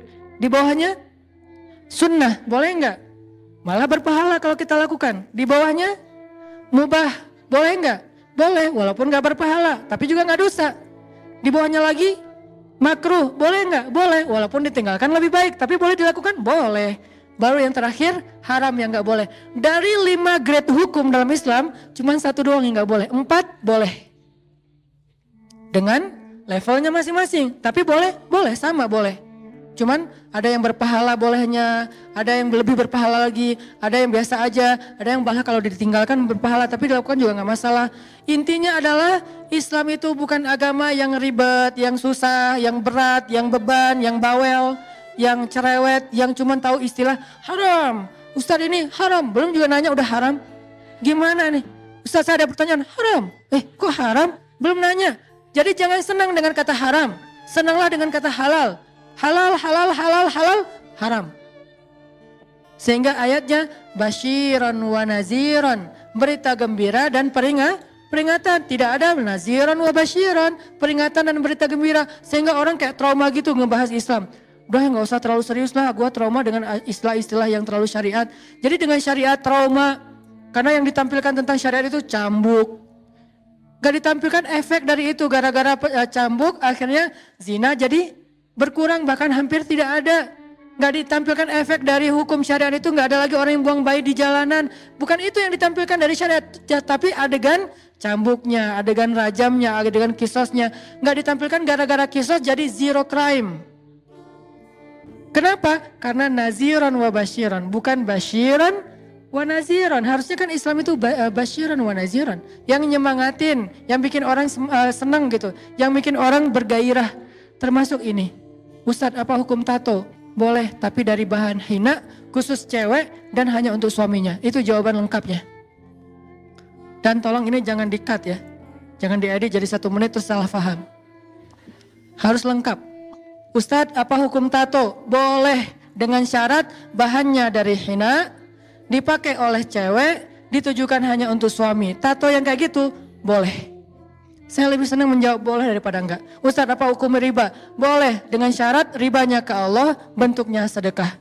Ustadz, apa hukum pacaran? Boleh, tapi akad dulu. Ustadz, apa hukum ini? Boleh. Ustadz, apa hukum khamar? Boleh banget, enak lagi tuh. Tapi di surga. Syaratnya meninggal dulu. Jadi banyak boleh sebetulnya, cuman kita kan jarang menggali sisi bolehnya ya. Lebih banyak menggali sisi nggak boleh. Ustadz, apa hukum ini? Nggak boleh. Ustadz, apa hukum itu? Neraka. Ustadz, apa hukum ini? Siksaan. Ustadz, apa hukum ini? Kutukan. Ya sih, cuman sebelum itu yang ini dulu. Karena basyiron baru wanaziron. Kalau udah dikasih solusi masih ke sana, baru naziron. Tato udah dikasih solusi hina, kok masih pakai tato? Naziron. Nggak akan mencium harumnya surga, apa segala macam. Kan udah dikasih solusi. Riba dengan Allah boleh, kok masih riba dengan konvensional dengan manusia? Baru nanti riba itu dosanya kayak gini. Khamar udah dibilang nanti di akhir dikasih lebih banyak lagi sampai sungainya mengalir khamar, kok masih minum? Berarti baru nanti gak akan berdiri dengan tegang, di hadapan Allah dia tercela apa segala macam. Dan seterusnya teman-teman. Jadi kasih dulu unsur halalnya. Coba gali Islam dari sisi halalnya, itu banyak banget, 4:1. Cuman kita kurang ini Ustadz, makanya kita belajar, gali lagi, explore lagi tentang Islam, betapa Islam itu keren banget. Islam tidak diturunkan untuk jadi beban. Ma anzalna alaikal qur'ana litashqa. Kami tidak turunkan Al-Quran sebagai beban bagi kalian. Hijab Ustadz, kok hijab? Hijab itu bukan soal halal dan haram. Hijab itu soal kehormatan di sisi Allah dan malaikat. Malaikat itu segan banget sama cewek berhijab. Malaikat itu respect banget sama cewek berhijab. Malaikat itu akan hormat banget sama cewek berhijab. Sampai mau ketemu cewek berhijab aja, malaikat gak berani ketemu kalau dia belum siap untuk menemui seorang malaikat. Siapa dia? Khadijah. Khadijah itu ketika malaikat mau datang ke rumahnya, malaikat itu gak langsung masuk. Padahal kan malaikat bisa tembus dinding ya. Malaikat bisa tembus dinding gak Bu? Kalau mau cling gitu, hantu aja bisa tembus dinding. Jin aja bisa tembus dinding, masa malaikat gak bisa? Kenapa sih? Kayak Jibril kayak ribet banget sih mau masuk ke rumah Khadijah, kayak ngetuk pintu dulu, terus permisi dulu. Karena Jibril itu respect banget sama Khadijah. Kenapa? Karena Khadijah tidak pernah membuka auratnya, kecuali hanya untuk orang yang boleh melihat auratnya. Terhormat. Sampai-sampai nanti unsur lainnya, saking dihargai oleh Allah ketika kita menutup aurat masa hidup, Allah yang akan menjaga aurat kita ketika kita wafat. Jaga Allah, Allah jaga kamu. Apa contohnya? Tsunami di kampung saya di Aceh dulu. Alhamdulillah sejak saya pergi ke Mesir, Allah kasih hidayah, ibu saya udah gak pernah lagi membuka hijabnya. Kalau keluar rumah, kalau dulu kan hijab itu cenderung kayak pakaian resmi ya. Acara resmi baru berhijab. Kalau ke warung doang ya standar lah ya. Nggak sampai vulgar sih, cuman tapi rambutnya kelihatan. Karena dianggap cuma ke warung tetangga, kan gitu ya. Tapi alhamdulillah akhirnya paham, oh itu bukan masalah ke warung atau ke tempat yang resmi, tapi menutup aurat. Alhamdulillah sejak saya ke Mesir, ibu saya udah menutup aurat dengan lebih baik. Dan ketika meninggal dalam musibah tsunami itu kan kayak blender. Teman saya alhamdulillah dia selamat, dia cerita. Dia bilang, dia manggil saya gitu, Anang, dulu waktu tsunami itu, gua naik ke lantai 2 rumah gua. Dia rumahnya 2 lantai. Naik ke lantai 2 karena dekat laut, itu kelelep juga. Walaupun lantai, karena airnya itu lebih tinggi dari pohon kelapa kalau yang dekat laut. Aris, Bilal, saya manggilnya Aris, panggilan keluarga. Bilal itu kan korban tsunami, dia ke blender dalam tsunami. Dia ininya kan punggung dia itu kan sempat kebelah, terus kakinya sempat sobek besar, kepalanya juga pernah ininya ada beberapa bekas kebelah gitu. Karena dia ke blender dalam tsunami, dia saksi hidup lah dalam musibah tsunami. Dia megang ibu saya, megang kakak saya, mereka bertiga kayak pegangan gitu menghadap ombak tsunami yang katanya lebih tinggi dari pohon kelapa. Itu hitam tapi kayak meletup-letup gitu, pecah gitu, hancur semua yang ada di depannya. Karena udah gak bisa lari, akhirnya mereka ke blender bertiga. Dalam blenderan itu kata Bilal, dia sadar, lepas tangan ibu, lepas tangan kakak. Terus Bilal terdampar nyangkut di atas atap rumah orang tapi udah sobek-sobek, terus dia pingsan gitu. Pas dia sadar ibu udah meninggal di pekarangan rumah, blender tapi selamat ketahuan ininya jenazahnya di pekarangan rumah sama kakak saya. Yang bikin saya berbaik sangka dan jadi kayak hiburan buat saya, udah ke blender, hijabnya gak lepas. Sedangkan teman saya, dia cerita, namanya Habibi, dia cerita, Hanan, dulu gue juga ikut ke blender pas tsunami, gue pakai jeans, pakai baju kaos gue hilang, jeans gue hilang. Kebayang nggak pakai celana jeans yang ketat, pas dia di blender, sadar-sadarnya di atas atap rumah orang, itu udah hilang pakaiannya. Malah pakai celana jeans loh, bukan hijab, bukan jilbab yang longgar ya. Jeans kan ketat, susah banget kan dibuka kan. Sampai kalau darurat kan susah banget tuh dibuka tuh. Itu padahal ngebuka pakai tangan kita aja susah. Buka kancingnya dulu itu susah. Apalagi di blender harusnya kan, apalagi dalam air harusnya kan gak kebuka. Tapi saking parahnya tuh blenderannya, Habibi ini selamat udah gak pakai jeans, udah gak pakai kaos. Untungnya mungkin Allah masih menjaga aurat dia, masih pakai pakaian dalam. Tapi jeans sama kaosnya udah hilang. Ibu saya, dan ada beberapa kejadian perempuan muslimah, aktivis-aktivis dakwah yang mereka ke blender juga, ditemukan di depan rumah, ditemukan di jalan, tertelungkup, tapi hijabnya sempurna. Padahal ke blender, itu hadis, jagalah Allah, Allah jaga kamu. Jaga Allah ketika kamu hidup, Allah jaga kamu ketika kamu wafat. Kalau di dunia aja digituin sama Allah, gimana di akhirat? Gak mungkin dia akan dibuka aibnya oleh Allah, Allah akan jaga. Allah akan bikin dia terhormat nanti di akhirat. Walaupun nanti di padang mahsyar ada adegan gak pakai apa-apa yang bikin Aisyah malu banget dengan hadisnya kan ya. Kata Aisyah, aduh malu banget sih hadis cerita itu. Kata Nabi, Aisyah, waktu itu orang gak akan peduli tentang aurat. Karena orang sibuk dengan likul limri'in yauma idzin sya'nun yughni. Tapi setelah itu Allah langsung tutup aurat cewek-cewek yang berhijab. Ini namanya basyiran. Bukan yang tidak berhijab satu jengkal itu nanti neraka segala macam. Itu yang kesekian. Nomor satunya, bahaslah unsur motivasinya, gairahnya, kebaikannya, kehormatannya. Itulah yang dibahas dalam Al-Quran. Itulah yang dibahas dalam hadis, termasuk bab ini.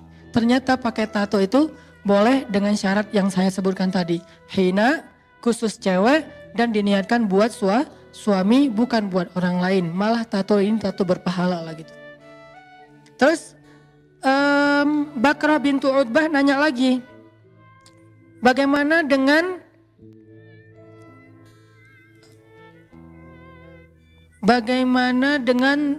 rambut yang tumbuh di wajah? Apakah boleh aku membersihkannya wahai Aisyah? Maksud rambut di sini bukan alis ya. Karena kalau alis itu bukan rambut, namanya alis. Rambut yang tumbuh di wajah cewek itu kadang kumis. Kan ada kadang-kadang beberapa perempuan yang hormon tertentu dia kayak ada kumisnya atau ada kayak sedikit rambut di sini, jambang lah kalau laki-laki gitu kan. Bolehkah aku membersihkannya supaya cantik? Karena itu natural kan, bukan sesuatu yang gitu, dan bukan penyakit juga. Apa kata Aisyah? Jika engkau punya suami, nih, kalau belum punya suami, maka tidak ada kepentingan. Jika engkau punya suami dan membuatmu lebih cantik, maka lakukanlah. Sampai gitu-gitu amat Aisyah mengajarkan tentang dandan kepada sahabiat, kepada perempuan-perempuan soleh di zamannya. Lalu ada seorang sahabiat, cewek Ansor, datang ke rumah Aisyah. Pas sampai di rumah Aisyah dia buka kerudung, karena sesama cewek kan. Dia buka kerudung, rambutnya tidak rapi. Apa kata Aisyah? Wahai perempuan, rapikanlah rambutmu untuk menyenangkan suamimu. Rapikanlah rambutmu untuk menyenangkan suamimu. Berarti kerimbat itu ibadah. Kalau niatnya buat suami, kalau nggak bisa kerimbat di tempat yang profesional, minimal kita pakai sampo, kita bersih-bersih, kita menjaga keharuman dari rambut kita. Apalagi perempuan yang berhijab mungkin ada sedikit challenge. Saya nggak mengatakan beban, tapi challenge, karena kita kan senang dengan challenge ya. Sekarang challenge macam-macam gitu, sampai ada Ustadz challenge. Tapi nggak apa-apa lah Ustadz challenge-nya daripada Dele challenge kan. Munculnya bebarengan lagi, ada Dele, ada Ustadz. Mudah-mudahan jadi kayak alternatif juga. Itu challenge lah buat cewek yang berhijab, mungkin karena sering ketutup, dia harus lebih sering keramas, dia harus lebih sering bersihin rambutnya, dia harus lebih mentreat rambutnya lebih ekstra dibandingkan yang nggak berhijab. Dan ekstranya ini, challenge-nya ini adalah bagian dari ibadah seorang muslimah, bukan beban. Wah, nggak simpel banget sih hidup, repot banget. Justru repotnya itu adalah ibadah tambahan, kayak ibadah sunnah. Kalau nggak repot, nggak ada tambahan ibadah. Karena al-jaza ala qadril masyaqqah, balasan tergantung jenis repotnya. Makin repot, makin besar pahala, tergantung jenis kesulitan dalam beramal soleh. Jadi ibu-ibu yang dirahmati Allah SWT, ini satu lagi hadis. Suatu ketika perempuan-perempuan Ansor berkumpul di rumah Aisyah radhiyallahu anha.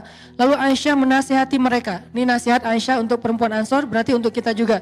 Wahai para istri, bertakwalah kepada Rabb kalian, taatilah suami kalian, sempurnakanlah wudhu kalian, dirikanlah sholat kalian, tunaikanlah zakat kalian, penuhilah keinginan suami kalian dalam hal yang suka ataupun yang tidak kalian suka. Hadis diriwayatkan oleh An-Nasai.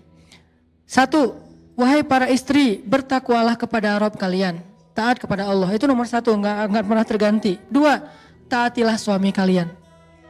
Seolah-olah hadis ini mirip dengan ayat, janganlah kalian menyekutukan Allah dan berbuat baiklah kepada orang tua. Jadi bagi seorang anak, amal soleh nomor 2 terbaik itu adalah berbakti kepada orang tua setelah mentauhidkan Allah. Tapi bagi seorang istri, amal soleh terbaik itu nomor 2 setelah mentauhidkan Allah adalah apa? Taatilah suami kalian. Jadi tergantung status kita. Kita sebagai anak atau kita sebagai istri. Atau kita sebagai dua-duanya, anak dan istri. Berarti kita punya banyak sekali kebaikan. taatilah suami kalian. Terus sempurnakanlah wudhu kalian. Supaya karena sebaik-baik perhiasan, sebaik-baik dandanan itu adalah air wudhu. Kalau dandanan kita di dunia itu hanya memberi cahaya wajah kita di dunia saja. Kalau air wudhu memberi cahaya di wajah kita di dunia dan di akhirat. Gak apa-apa berdandan dengan berbagai macam alat kosmetik. Kita bisa punya misalnya beauty case segala macam yang sampai beauty case-nya bukan case lagi. Beauty baggage ya, udah satu bagasi gitu beauty-nya. Ya gak masalah juga. Terus sempurnakanlah wudhu kalian, dirikanlah sholat kalian. Karena Aisyah ini ahli ibadah. Aisyah kalau sholat, sholat sunnahnya dari duha sampai zuhur itu 1 rakaat doang loh. 1 ayat doang. Famanallahu alaina. Dia mulai sholatnya sekitar jam 7:30 atau jam 7 ketika matahari menghangat. Kan ukurannya itu ya. Jam 7 mulai sholat duha. Selesainya jam berapa? Jam 11. 8, 9, 10, 11. 4 jam. Ayatnya apa? Famanallahu alaina wa waqana adzabas samum. Nangis. Ulang lagi. Famanallahu alaina wa waqana adzabas samum. Ruku, sujud, berdiri. Famanallahu alaina. Entah berapa rakaat, ayatnya itu aja surat At-Tur. Ayat yang dibaca Aisyah dari pagi, artinya duha, sampai menjelang zuhur, sholat. Makanya Aisyah kalau ngomong kayak gini tuh bukan cuma narasi, udah ngamalin sendiri. Bab taat suaminya, bab menyenangkan suaminya, bab ibadahnya, bab tauhidnya, bab zakatnya.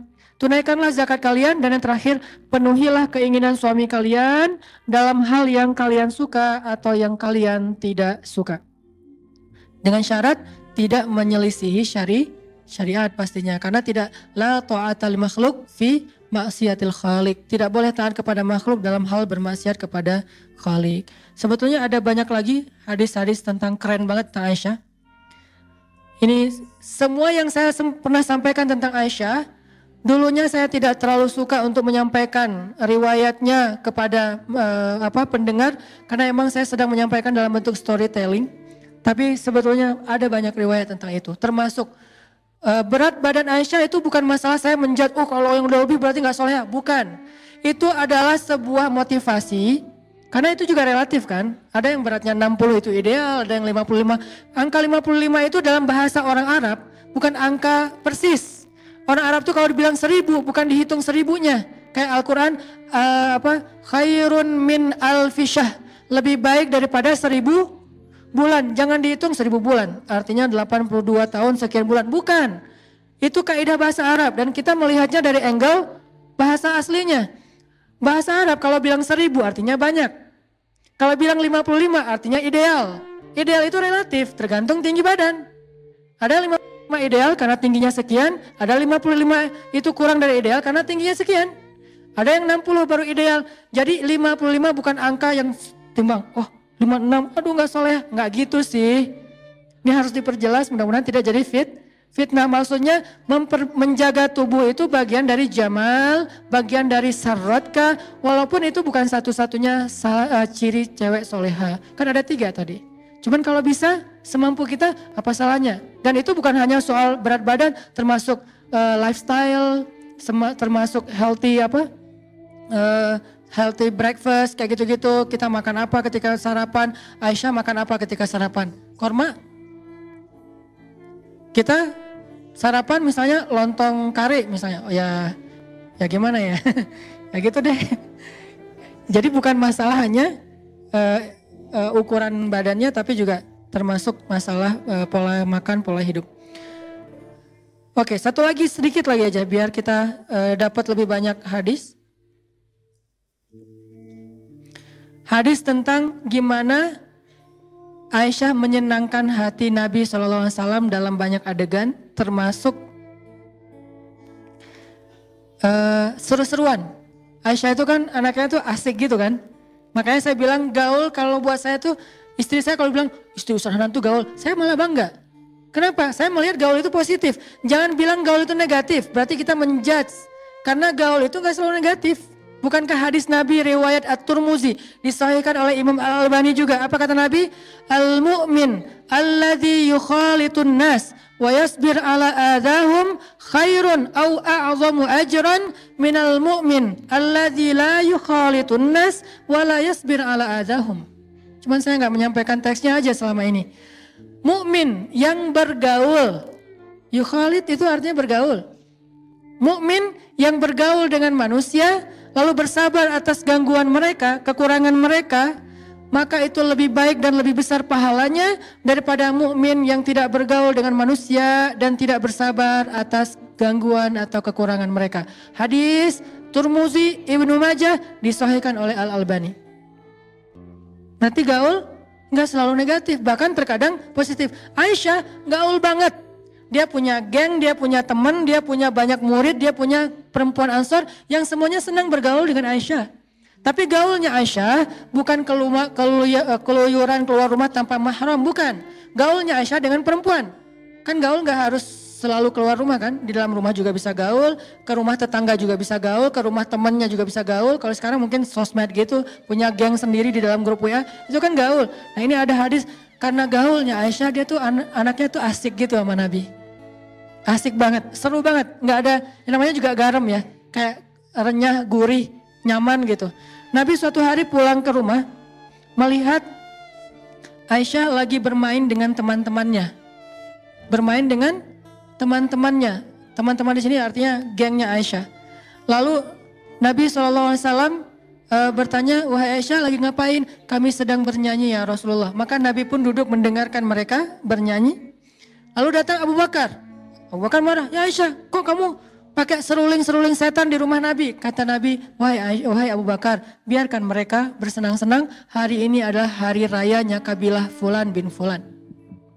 Satu. Kedua, Nabi lagi pulang ya, ini lucu nih.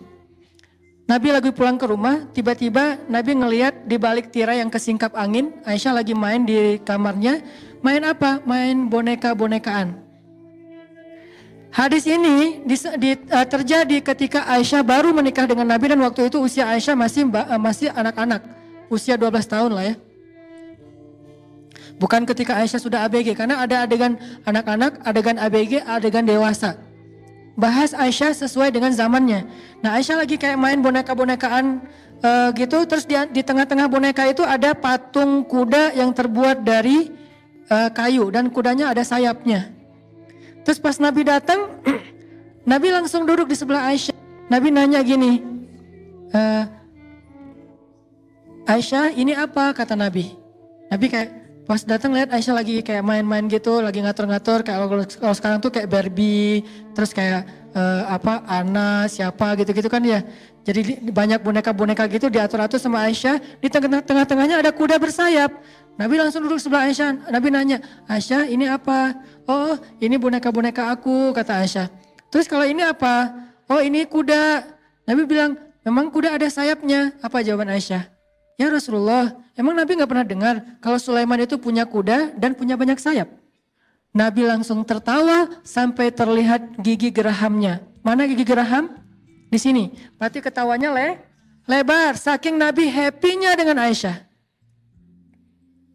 Terkadang kekanak-kanakan sedikit itu gemesin. Gak masalah. Selama masih mungkin tergantung usia juga ya. Kadang dewasa lebih butuh. Kekanak-kanakan juga butuh kan. Buat saya sih bukan berarti kekanak-kanakan tuh harus jadi anak-anak. Enggak. Kayak manja, kayak caper-caperan. Itu bikin suami kadang kayak ngerasa cowok banget lah ya. Jadi kayak cowok sejati gitu dimanjain sama istri. Jangan terlalu mandiri juga kadang-kadang. Karena kalau ibu-ibu terlalu mandiri, suami jadi ngerasa gak punya kesempatan jadi seorang cowok sejati gitu. Kan cowok sejati yang melindungi gitu, yang memanjakan, yang ngusap-ngusap kepala gitu kan. Kita kayak ngerasa mau dipijat sama suami, enggak usah, aku mah enggak terlalu capek. Enggak apa-apa, manja aja. Kalau perlu, gatel aja, minta suami yang garukin. Yang gatel, yang mana? Belakang, kanan dikit. Kiri, salah. Kiri-kiri lagi, ya. Itu tuh manja gitu tuh keren banget loh. Dan Aisyah tuh kayak gitu sama Nabi. Manja-manjaan, suami lagi itikaf terus kayak disisir sama Aisyah itu kan manja-manjaan ya. Kayak sesekali mereka kayak kalau bahasa kita tuh kayak gila-gilaan gitu. Lari-lari di tengah padang pasir gitu. Terus kayak lomba-lomba lari. Itu kan gila-gilaan yang pacaran soleh yang berpahala ya. Lakukanlah itu, insya Allah berpahala dan akan seru banget hidup kita. Jangan garing-garing amat. Dan Aisyah traveler, karena emang enak diajak traveling, orangnya seru gitu, rame, nggak kayak yang jaim-jaiman. Kebayang gak sih traveling sama pasangan kita, terus dia kayak jaim gitu, yang kita mau kemana? Terserah. Krik-krik gak sih perjalanan kan gak nyaman banget ya. Yang kita makan di mana? Ikut aja. Aduh gak seru banget. Yang kita challenge yuk sih. Kita bikin vlog yuk. Apaan vlog? Kayak aduh itu mah kayak gak gitu banget ya. Coba kebayangin pasangan kita tuh anaknya asik gitu ngajak yang kita kemana. Wah ke sana yuk kenapa kayak rame gitu. Terus kita kayak diskusi gitu. Walaupun akhirnya nanti jalannya cuman ke sebelah rumah atau kemana gitu. Ke taman komplek gitu gak apa-apa. Yang kita makan di mana? Makan misalnya batagor di sana yuk, makan cuangki di sana. Udah sering kali di sana. Oh iya ya, terus di mana? Ya udah deh di jalanan aja kata dia. Aduh, aku nggak tega bawa kamu di kejalanan. Nggak apa-apa, kasal sama kamu kan tetap happy gitu kan. Akhirnya kayak seru-seruan gitu. Itu Aisyah banget teman-teman dalam bahasa sejarah. Cuman ketika kita translate kepada konteks sekarang, intinya kata ulama Aisyah itu farihah marahah. Apa artinya? Aisyah itu seru. Farihah, marahah. Orangnya seru terus, happy terus, rame terus. Gak ada matinya. Itulah Aisyah. Sisi inilah yang jarang diangkat dari sosok ibunda Aisyah yang keren, super duper keren menurut saya. Kita hanya ngelihat sisi ibadahnya, malunya, hijabnya. Oke, tapi belum sempurna. Banyak sisi lain yang luar biasa dari Aisyah. Sehingga Nabi mengatakan Aisyah itu seperti garam di dalam sebuah lauk. Ayo kita belajar jadi garam buat suami kita, sehingga kalau nggak ada kita kayak ada yang kurang gitu. Dia kumpul sama gengnya, tetap kurang nggak ada kita. Saya kalau ngumpul sama siapa aja selalu bawa istri saya. Kenapa? Kalau nggak ada kamu tetap nggak seru. Tetap aja kalau ada dia tuh kayak seru gitu. Selalu harus kita jadi garam. Dia ngumpul sama gengnya, bawa kita, kalau enggak tetap kurang. Dia jalan, bawa kita, kalau enggak kurang.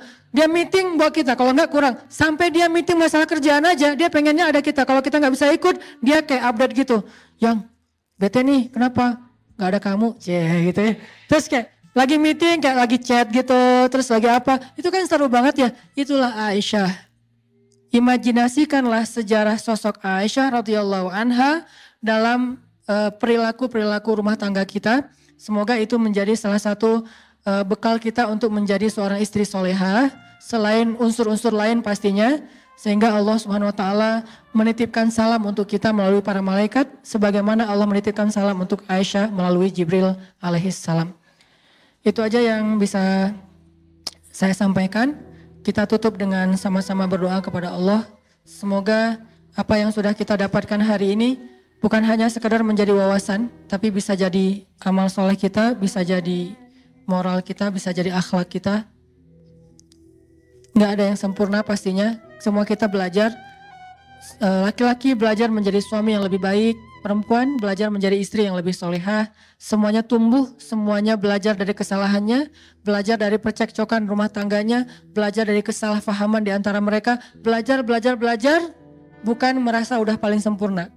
Justru kita belajar karena kita merasa banyak kurangnya, lalu kita memperbaiki diri. Insya Allah dengan kayak gitu rumah tangga kita akan Allah menjadi rumah tangga yang dicemburui oleh para malaikat. Sebagaimana malaikat cemburu kepada rumah tangga Ibrahim dan rumah tangganya Imran radhiyallahu an. Allahumma ighfir lana dzunubana wa liwalidayna warhamhuma kama rabbayana shighara. Allahumma a'inna ala dzikrika wa syukrika wa husni ibadatik. Rabbana atina min ladunka rahmah wa hayyi' lana min amrina rasyada waj'al lana min kulli dhiqin makhraja wa min kulli hammin faraja wa min kulli usri yusra. Rabbana hab lana min azwajina wa dhurriyyatina qurrata a'yun waj'alna lil muttaqina imama.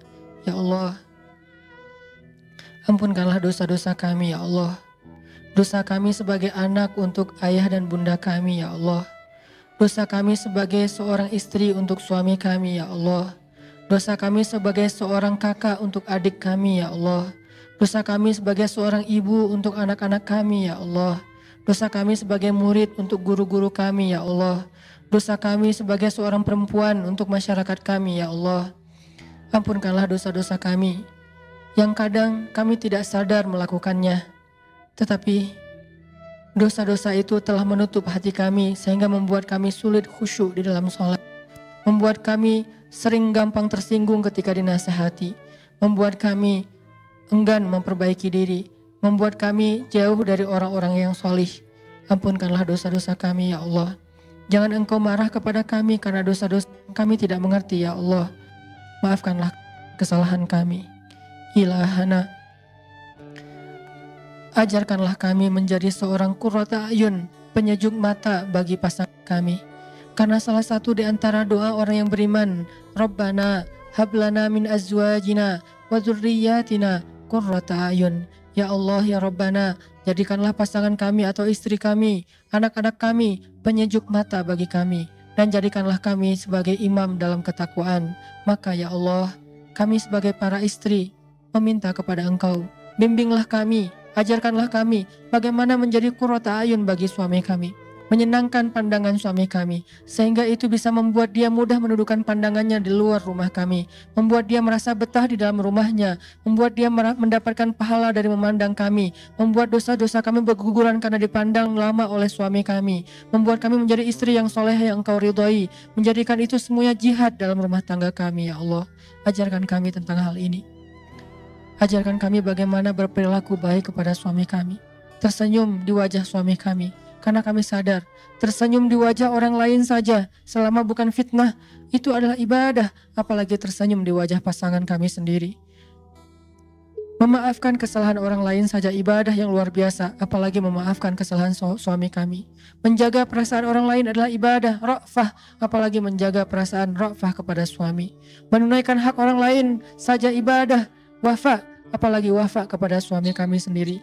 Tidak ada amal solih yang menjadi kebaikan untuk orang lain, kecuali itu juga kebaikan jika kami lakukan kepada suami kami sendiri ya Allah. Ilahana, ajarkan kami hikmah, ajarkan kami kecerdasan Bunda Aisyah radhiyallahu anha, ajarkan kami briliannya Aisyah radhiyallahu anha, ajarkan kami sifat solehanya Aisyah radhiyallahu anha, ajarkan kami sifat pemalunya Aisyah radhiyallahu anha, ajarkan kami sisi asiknya Aisyah radhiyallahu anha. Jadikanlah kami garam untuk suami kami sebagaimana Aisyah menjadi garam untuk Rasulullah sallallahu alaihi wasallam. Rabbana atina fid dunya hasanah wa fil akhirati hasanah wa qina adzabannar. Subhanakallahumma wa bihamdika asyhadu an la ilaha illa anta astaghfiruka wa atubu ilaik. Assalamualaikum warahmatullahi wabarakatuh.